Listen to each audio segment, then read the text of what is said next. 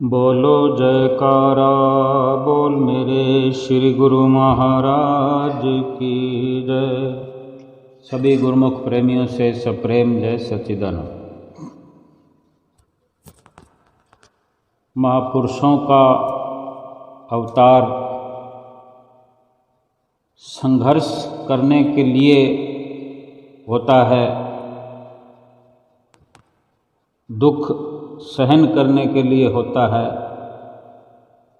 कुछ लक्ष्य की पूर्ति के लिए होता है। और वो लक्ष्य जो है हमारे लिए, वो कष्ट जो दुख सहन करना होता है वो हमारे लिए। और संघर्ष जितने भी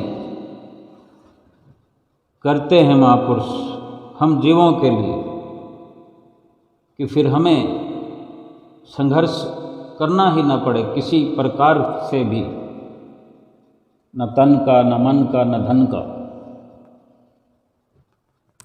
हम अपने जीवन में इतने संघर्ष करते हैं अनगिनत। धन के लिए संघर्ष, तन के लिए संघर्ष, मन के लिए संघर्ष। इनके मिले जुले संघर्ष इतने होते हैं कि जीवन की आयु नष्ट हो जाती है, जीवन खत्म हो जाता है। लेकिन संघर्षों का अंत नहीं होता। क्यों? कि जो लक्ष्य हमने बना रखा होता है इस दुनिया में, वो लक्ष्य जो है पूरा होता ही नहीं। मन है कि हर वक्त हमें गिरावट की ओर ले जाता है। गिरावट कौन सी? अगर रुपया कमाने में लगा देता है मन, तो वो भी कहीं ना कहीं गिरावट की ओर ही हमको जाना पड़ता है। रुपए कमा सकें तो भी, न कमा सकें तो भी, यानी गिरावट कई प्रकार से हो जाती है। रुपया कमाने पर, अधिक से अधिक रुपए की कमाई होने पर, रुपया एकत्र होने पर भी स्वास्थ्य गिर जाता है, जमीर गिर जाता है, दीन और ईमान गिर जाता है। इससे बड़ी गिरावट क्या हो सकती? गिरते गिरते इंसान अपने ही कदमों में खुद गिर जाता है। घर परिवार मित्र कुटुंब सबकी नज़रों में गिर जाता है। इतनी गिरावट की ओर ले जाता है मन। यही मन तन को अगर सुंदर बनाने में, आराम दिलाने में, ऐश दिलाने में अगर लगा दे हमें, तो हम इसी प्रयास में चल पड़ते हैं, तो भी गिरावट में ही जाना पड़ता है। इस तन की खूबसूरती के लिए, इस शरीर के ऐश ऐश्वर्य के लिए धन की गिरावट हो जाती है, धन की बर्बादी हो जाती है। इतना हो जाता है कि सब कुछ समाप्त कर देता है इंसान। इस शरीर को ऊंचे पद पर बिठाने की होड़, इस शरीर को सुंदर बनाने की होड़, ये जो ऐशो इशरत की एक छोटे से शब्दों की शब्दावली है, कोई अंत नहीं कि कितना इंसान गिर सकता है। और मन की बात करें, मन अगर अपनी तरफ तो ले जा ही रहा है, अपनी तरफ ले जाते हुए, अपने कहने में लगाते हुए इतना गिरा देता है हमें, इतना गिरावट की ओर ले जाता है कि 84 लाख योनियों के खड्डे में गिरा देता है। इससे बड़ी कोई गिरावट इस दुनिया में हमारे लिए और नहीं है जो हमने प्राप्त कर ली। अगर मन का कहना मानकर 84 खरीद ली तो फिर इससे बड़ी गिरावट और कोई नहीं हो सकती। मन के कहने पर चलने से तन मन धन और दूसरी प्रकार से अगर देखें, सोचें, विचारें, हम तो गुरुमुख हैं, फिर भी हमें एक बार फिर से देखना पड़ेगा, सोचना पड़ेगा कि कितने लेवल के गुरुमुख हैं, कितनी गुरुमुखता हमारे भीतर भरी हुई है, कितना गुरुमुखता का पाठ हमने पढ़ा है, पढ़ रहे हैं, कितना हमें गुरुमुख बनने पर यकीन है, कितना अपने आप को मन से बचाकर सतगुरु के कहने में हमने लगा लिया है। एक बार विचार करने की ज़रूरत है, क्योंकि चाहता तो हर कोई है कि गिरावट की ओर न जाना पड़े, लेकिन अगर संगत गिराने वालों की होगी तो गिरावट में जाना ही पड़ेगा। और फिर इतनी बड़ी गिरावट हो जाए कि 84 लाख योनियों में गिरा दिए जाएं हम, फिर अपने आप से कब सवाल पूछेंगे? अगर आज नहीं पूछा, आज विचार नहीं किया, तो कब सवाल पूछेंगे? जब गिरा दिए जाएंगे तब कौन जवाब देगा? और किस प्रकार पूछेंगे, किससे पूछेंगे? लेकिन आज अगर पूछ लिया जाए, आगे विचार कर लिया जाए, गहनता से, गहराई से, इस रहस्य से पर्दा अपने आप उठा दिया जाए, तो आज तो बहुत कुछ हो सकता है। हर प्रकार की गिरावट से बच सकते हैं हम। फिर मन भी यही होगा, तन भी यही होगा, धन भी यही होगा, लेकिन गिरावट नहीं होगी। अगर सतगुरु के बन के रहेंगे, सतगुरु की मान कर चलेंगे, सतगुरु की आज्ञा में चलेंगे, फिर किसी प्रकार का गिरावट का ना तो भय रहेगा,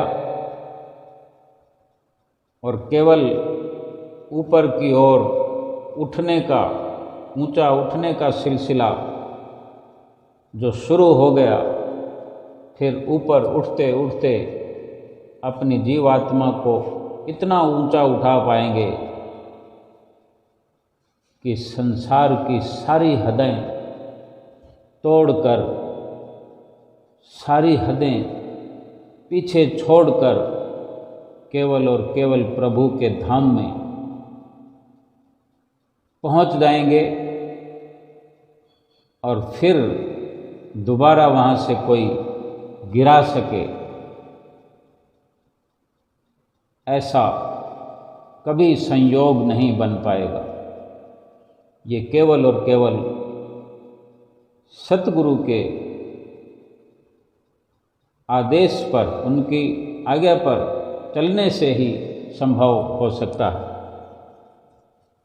हमारे महापुरुषों ने जितने भी संघर्ष किए, ये भी हमें विचार करते रहना चाहिए, हमें सोचते रहना चाहिए, और उन जो आदर्श उन्होंने हमारे लिए बनाए, उन आदर्शों पर चलने का भरसक प्रयास भी करना चाहिए। चलना ही चाहिए उन आदर्शों पर, उनके नक्शे कदमों पर। श्री आनंदपुर दरबार की रचना यूं ही नहीं हो गई और ऐसे ही नहीं की गई।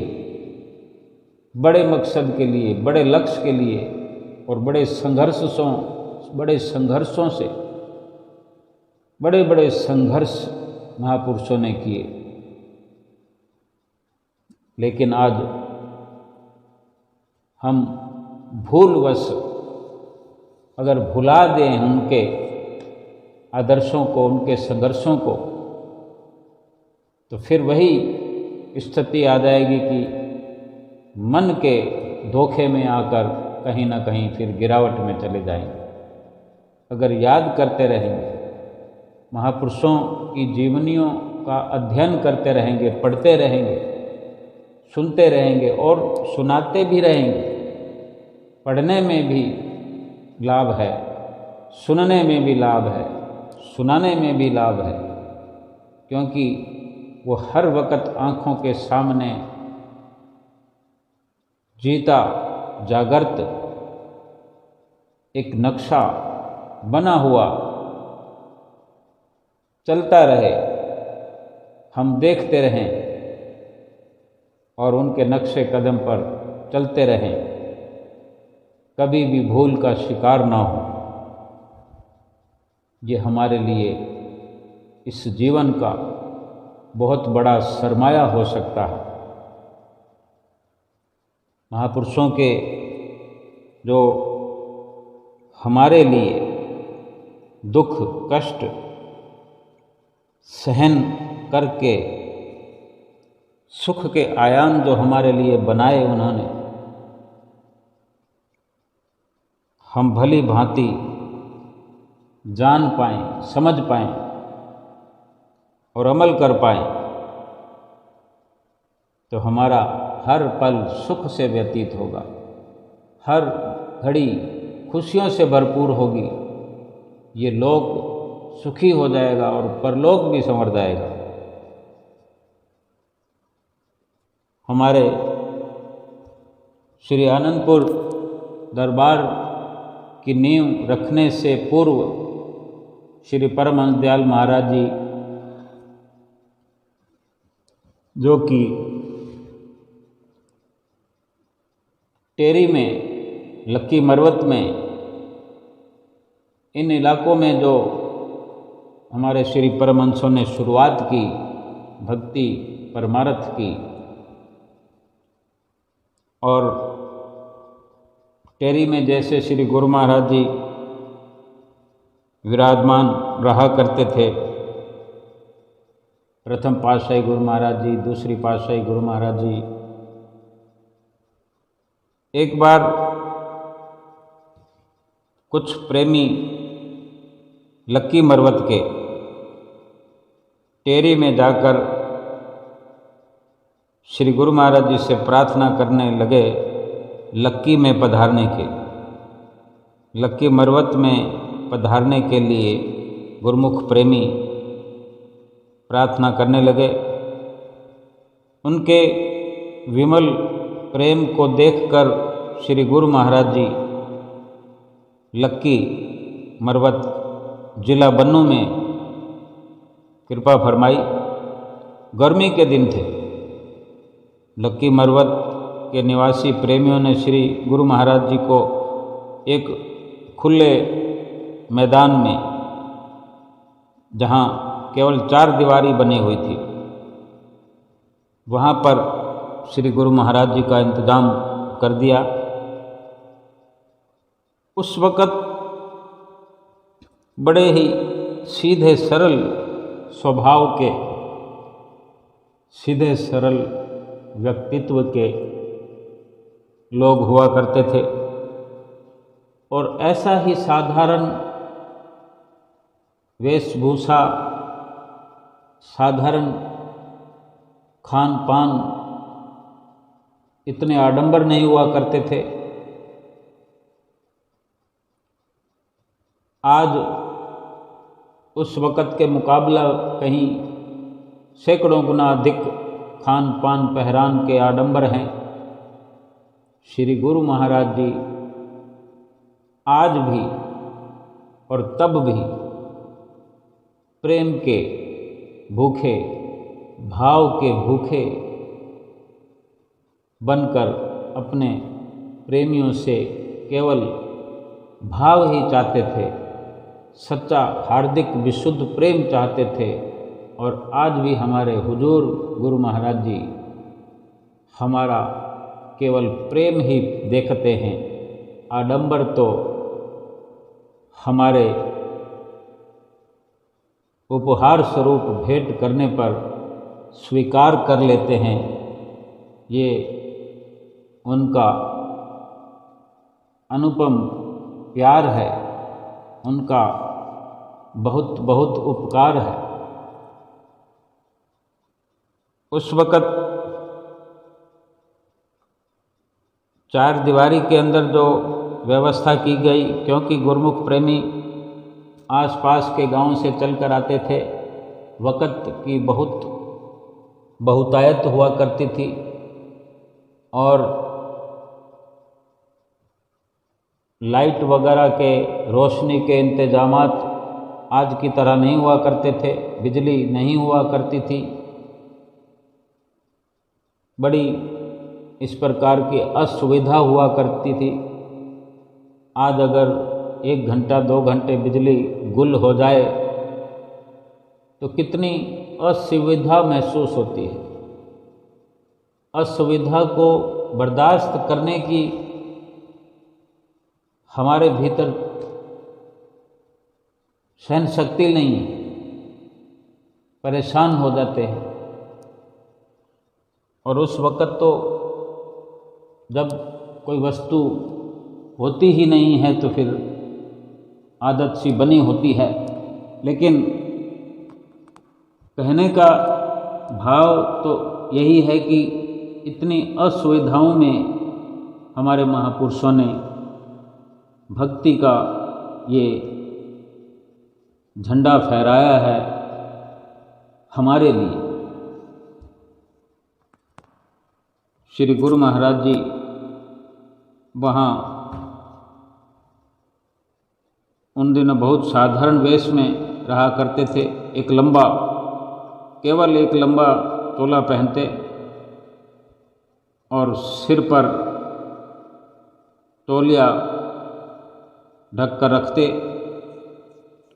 और चरणों में पहनने के लिए जोड़ा है नहीं है कोई परवाह नहीं हुआ करती थी। अपनी शारीरिक आवश्यकताओं से बिल्कुल बेपरवाह होकर आप दिन रात भक्तों के हित चिंतन में मगन रहने लगे। उनको खुशी ही केवल यही होती थी कि हम अपनी रूहों के साथ हैं, अपने गुरमुखों के साथ हैं, उनको उनकी सच्ची राह दिखा रहे हैं। और इस प्रकार उनको यही खुशी हर वक़्त हुआ करती थी कि गुरमुख प्रेमी सच्ची राह पर चलकर, भक्ति के मार्ग पर चलकर भगवान की प्राप्ति के लिए हर वक़्त प्रेरित हो रहे हैं, सेवा कर रहे हैं, श्री आरती पूजा कर रहे हैं, सत्संग में समय अपना व्यतीत कर रहे हैं, लंगर भंडारे सब चलते रहते थे। यही सब और यही महापुरुषों का मिशन हुआ करता है। आज भी हम जो देख रहे हैं अपनी आँखों से, यही सब देख रहे हैं कि कितनी श्री गुरु महाराज जी अपने समय के अंदर उनकी जो अभिलाषा देखने में आती है, उनकी जो खुशी देखने में आती है, वो हमें भक्ति के मार्ग पर अग्रसर हुआ देखकर प्रसन्न मुद्रा में मुस्कुराते हैं, लीलाएं करते हैं। उन्हें दुनिया से और कोई सरोकार नहीं, दुनिया में केवल और केवल भक्ति और मुक्ति का मार्ग खोल दिया है उन्होंने। और हर जीव को, हर आम खास को इस भक्ति के मार्ग पर चलाना चाहते हैं। श्री गुरु महाराज जी अगर चिंता करते थे तो केवल भक्तों की भलाई के लिए, भक्तों की भलाई की चिंता में कुछ न कुछ सोचते रहते, भीतर ही भीतर कोई न कोई नए नए आयाम सोचते रहते कि कहाँ सत्संग भवन बनाना है, कहाँ किस दिन किस जगह लंगर भंडारा करना है, किसको कैसे जगाना है। तरह तरह से उदाहरण देकर, लीलाएं रचाकर, दृष्टांत सुनाकर सबका मन मोह लेते और भक्ति की प्रेरणा से भरपूर सबको कर देते। सत्संग और उपदेश की अमर सरिता बहने लगी वहाँ। गुरु भक्ति, अध्यात्म, विज्ञान और सहज योग के गूढ़ सत्संगों की जो नित्य प्रति धारा बह रही थी, उसका लाभ उठाकर लक्की मरवत के प्रेमी अपने आप को धन्य कर रहे थे, अपने आप को भाग्यशाली मनाने लगे। आसपास के गांवों से प्रेमी जन आकर आपका सदुपदेश सुनने, आपसे उपदेश लेने, नाम की शिक्षा दीक्षा लेने में लगे हुए थे। जैसे कि होड़ सी लगी होती है कि सत्संग से इतना असर होता गुरुमुख प्रेमियों पर कि वहीं के वहीं नाम उपदेश लेने के लिए विनती कर दिया करते थे और देखते ही देखते सत्संग सुनकर शिष्य बनने लगे। वहाँ का दृश्य बड़ा विलक्षण था। एक दिन गर्मी बहुत ज़्यादा थी, रात्रि के समय बारिश होने लगी। भगत जन तो नित्य प्रति चले जाया करते थे अपने घर। अब श्री गुरु महाराज जी वहीं अपने एकांत में आनंद पूर्वक रहा करते थे। बारिश होने लगी तो भक्त जन तो अपने घरों में आराम से पहुँचे हुए थे। कोई सोने की तैयारी में था, कोई सो चुका था। इस बात का अधिकतर किसी को विचार नहीं आया कि श्री गुरु महाराज जी बाहर खुले में विराजमान हैं। तनिक उनका पता करना है कि श्री गुरु महाराज जी कैसे हैं। माया के पर्दे में सब भूल गए, या फिर ऐसा भी हो कि श्री गुरु महाराज जी सबको भुला रहे हों, भूल भुलैया के झूले में झुला रहे हों। बादल गरजने लगे, बिजली चमक रही थी, मूसलाधार वर्षा हो रही थी लक्की मरवत में। यदि किसी को विचार आया भी तो मन ही मन में सोचा कि श्री गुरु महाराज जी कोई वहाँ बरसात में थोड़ी ही बैठे होंगे, किसी के घर चले गए होंगे, या कोई ना कोई सेवादार वहाँ पहुँच गया होगा। सब ऐसा सोचकर अपने अपने घरों में बैठे रहे। और एक भक्त हुए हैं हेमराज जी, जो थे तो गृहस्थ में ही, आगे चलकर दरबार में समर्पित हुए। उनको ये ख्याल आया, उनका भीतर ही भीतर जब इस प्रकार से चिंता हुई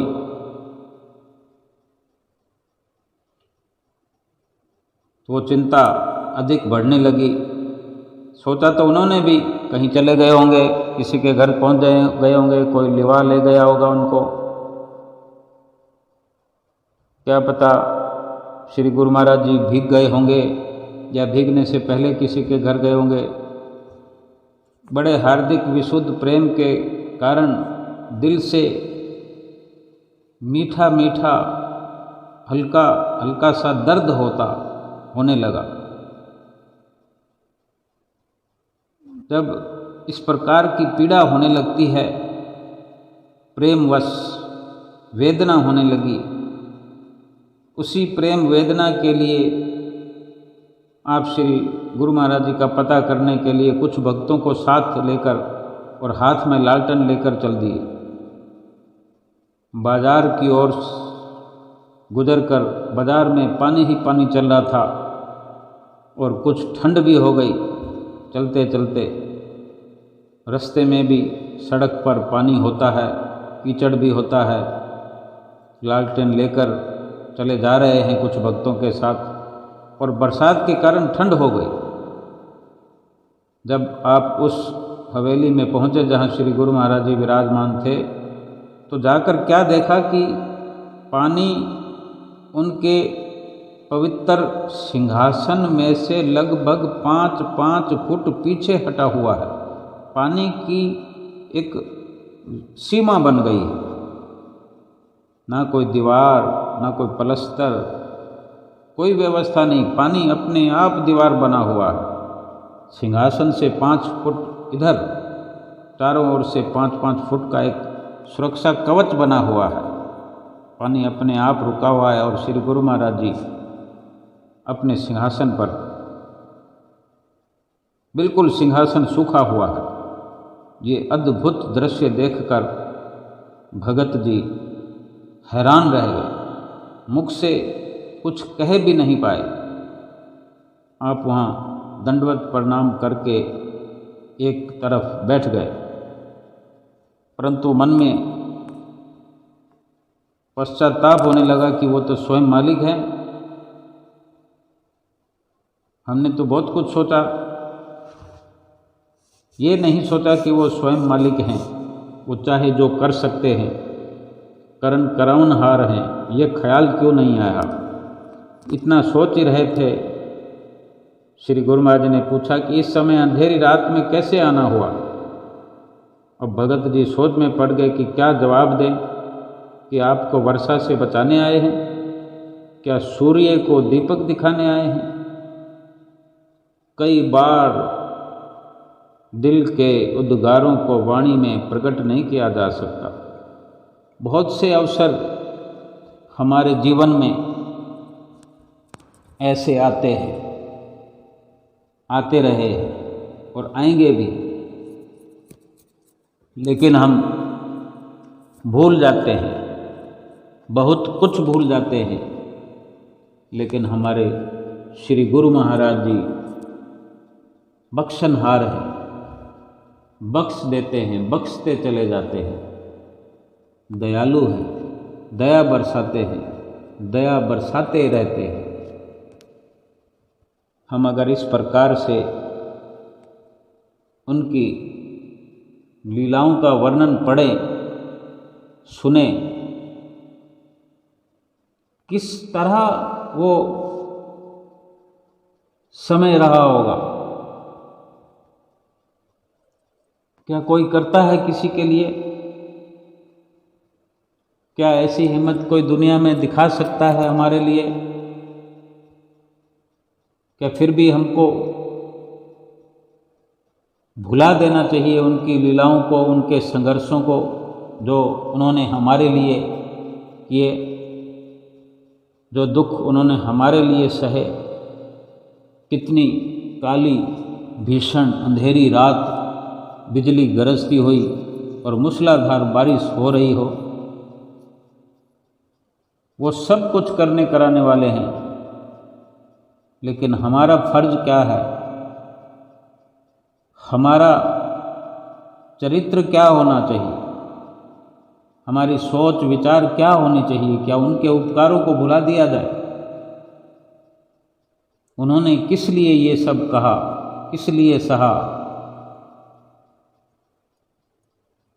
अगर विचार करेंगे, आज समझने की कोशिश करेंगे कि अगर हमारे लिए किया और आज भी लगातार कर रहे हैं, तो किस लिए, क्यों कर रहे हैं? हमारी भलाई के लिए। और हम क्या कर रहे हैं?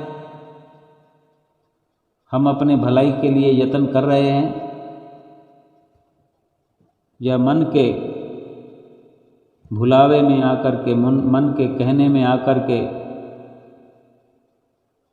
गलतान हुए, मन के पीछे भाग रहे हैं और महापुरुषों को ये देखकर जो दुख होता है, अफसोस होता है, उनके दुख और अफसोस को हम बढ़ा रहे हैं। लेकिन विचार करना चाहिए, अपनी सोच को अति सुंदर बनाते हुए कि अगर सतगुरु ने, श्री परमहंसों ने हमारे लिए इतना सब किया, केवल इसलिए किया हमारी भलाई के लिए, तो हमें भी अपने भलाई के लिए सोच विचार करके एक एक कदम लेखे में लगाना चाहिए। एक एक कदम, एक एक पल किस तरह व्यतीत करना है कि उनको अपने तन की सुध नहीं, कि चरणों में जूते चरणदासी है या नहीं है, जैसे भी चल पड़ते थे, कहाँ से कहाँ पहुँच जाते थे, न दिन न रात कुछ भी नहीं देखते। सभी गुरुमुख प्रेमी बड़े आराम से सोया करते थे अपने घरों में, और हमारे श्री परमहंस महाराज जी रात रात भर भजन सुमरन करके हमारी जीवन की राहें आसान किया करते थे, और आज भी कर रहे हैं। आज भी हम अपने घरों में सुख की नींद सोते हैं, बड़े आराम से नींद में अपना समय पूरा करते हैं, और दिन दुनियावी काम काज, परिवार कुटुंब के लिए व्यस्त रहकर, तो वो सारी की सारी सफलता हमारे श्री परमहंसों के प्यार के कारण है, उनके उपकारों के कारण है। लेकिन ये सब बेशक बेधड़क हम करते रहें, प्राप्त करते रहें, हमारा अधिकार है। लेकिन जो सतगुरु का आदेश है उसको पूरा करना भी हमारा अधिकार है, हमारा फर्ज है, हमारा कर्तव्य है। स्वयं को ही नहीं, अपने लिए ही नहीं, बल्कि अपने साथ रहने वाले हर एक सदस्य को ऐसा प्रयास करें कि उनको भी इस प्रकार से समझ हो जानी चाहिए कि श्री गुरु महाराज जी के बताए हुए नक्शे कदम पर चलना है। वो हमारे लिए दुख कष्ट सहन करते हैं, तो क्या हम अपने लिए नहीं सहन कर सकते? कर सकते हैं। अगर याद बनी रहेगी हमारे सतगुरु किस हाल में, किस प्रकार से मेहनत मुशक्क़त करके, किस प्रकार कुर्बानियाँ देकर हर संभव प्रयास करके जो हमारे लिए आज भक्ति की राह को इतना आसान कर दिया, इतना सरल कर दिया कि हम तेज रफ्तार से बढ़ चढ़कर भक्ति और परमार्थ में हिस्सा लेकर अपने इस लोक और परलोक को सुहेला कर सकते हैं। और अगर वक़्त को हाथों से यूं ही बेकार में निकलने दिया, नष्ट होने दिया, तो समझो महापुरुषों को कितना दुख होता है, कितना अफसोस होता है कि एक तो हम जीती हुई बाजी को हार दें और बदले में 84 लाख योनियों के खड्डे में जाकर गिरे।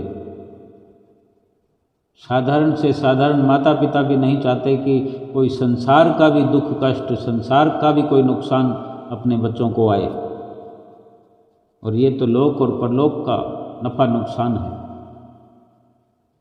इतना बड़ा नफ़ा नुकसान है तो हमारे परम पिता परमेश्वर किस प्रकार हमें नुकसान में जाने दे सकते हैं। उनको कितना दुख होता है, कितना अफसोस होता है कि जीती हुई बाजी अगर हम हार कर चले जाएं। सांसों की पूंजी माया के जुए में हार कर चले जाएं। ये जीवन की जो इतनी बड़ी मिल्कियत मनुष्य जीवन की हमें मिली हुई है, जायदाद मिली हुई है, यूं ही छोड़कर चले जाएं और मनुष्य जीवन को छोड़ करके फिर ये जानवरों की बोलियां बोलने वाले जानवर बनकर हम गुजर बसर करें। एक नहीं, हजारों नहीं, लाखों नहीं, 84 लाख योनियाँ यानी करोड़ों योनियाँ। 84 के बाद फिर 84 मिल सकती है। हर 84 के बाद जीवन मिल जाए ये जरूरी नहीं है। अगर ऐसा होता तो हर इंसान पैदा होने वाला सुरक्षित उम्र दराज होकर फिर से भगवान की भजन भक्ति करके जीवन सफल कर सकता था। लेकिन ऐसा था तो फिर भूल होती ही क्यों? और भूल के कारण अगर हम 84 लाख योनियों में चले जाएं और फिर दोबारा अवसर मिलेगा ये भी पक्का नहीं है, और मिल गया तो फिर क्या भूल नहीं होगी? तब भूल को सुधारने से अच्छा है कि अभी सुधारा जाए। महापुरुषों को अफसोस ना हो, उनको दुख ना हो, क्योंकि उनका दुख इसलिए है कि हम दुखी हुए जा रहे हैं और हमें पता नहीं। दुख उनको इस बात का है कि हम नादान बने हुए, लापरवाहियां करते हुए अपने आप को इतने गहरे खड्डे में डाल रहे हैं कि फिर कहाँ, कैसे, किस प्रकार से बाहर निकलना संभव होगा। और जबकि आज किसी प्रकार की कोई दुविधा नहीं है, खड्डे से बाहर है, दुखों से बाहर है, तो बाहर रहते हुए वो यत्न क्यों न किया जाए कि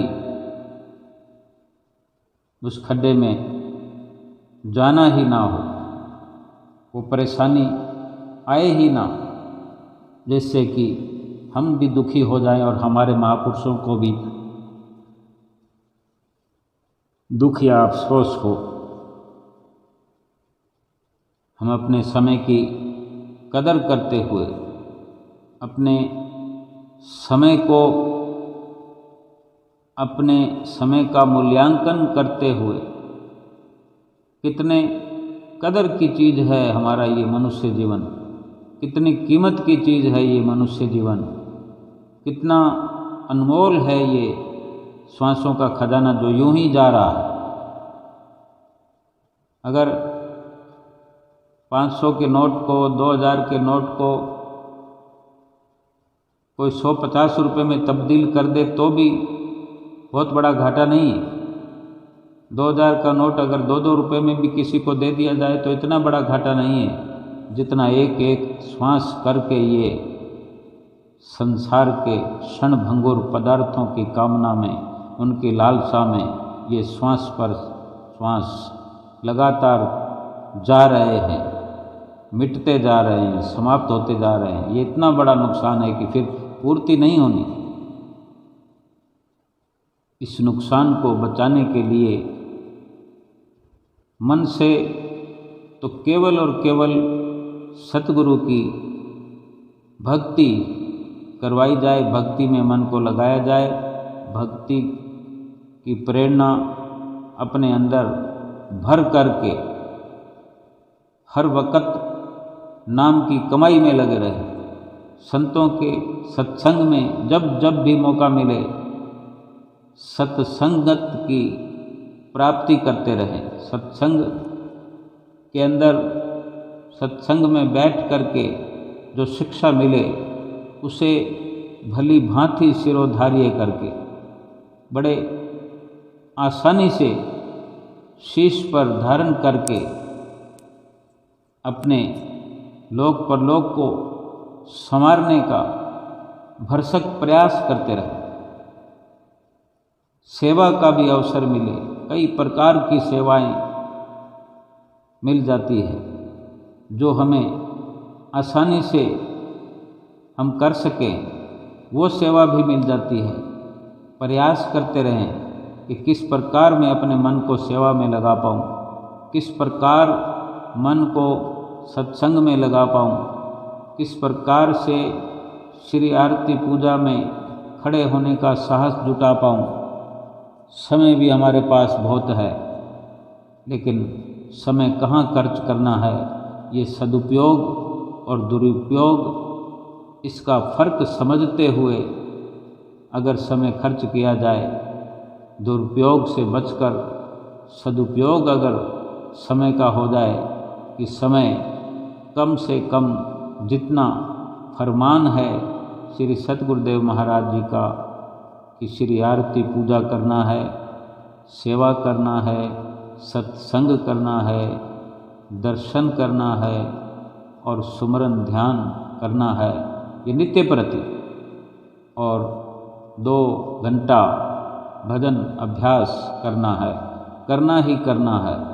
क्योंकि अगर ये सब आज्ञा के दायरे में होता रहेगा, फिर मन मीत बनकर, मन सज्जन बनकर हर वक़्त कामयाबी की बुलंदियों पर हमें ले जा कर के निश्चिंत किए हुए इस जीवन की दौड़ में भक्ति भजन की बाजी मारने की प्रेरणा हर वक़्त देते हुए, भक्ति के पथ पर अग्रसर करते हुए जीवात्मा को परमात्मा के साथ एकाकार करने में हमें सफलता दिलाएगा, और सारे संकल्प विकल्प सब अपने क्षीण करते हुए इतना कमज़ोर होकर के केवल और केवल भक्ति की ताकत प्राप्त करते हुए हमें भी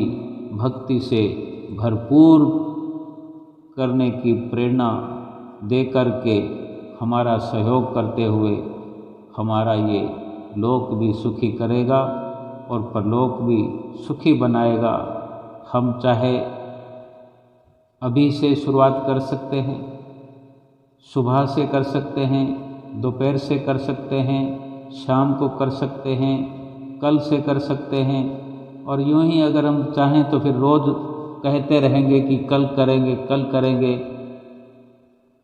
और अगर सही मायने में लाभ को प्राप्त करना है तो कुछ भी, कल तो क्या अगले पल पर भी टालने का हम दुस्साहस नहीं करेंगे, बल्कि इसी पल अभी का अभी हम शुरुआत करेंगे और अभी का अभी लाभ की श्रेणी में अग्रसर होते हुए अपने सतगुरु की प्रसन्नता के पात्र बनेंगे।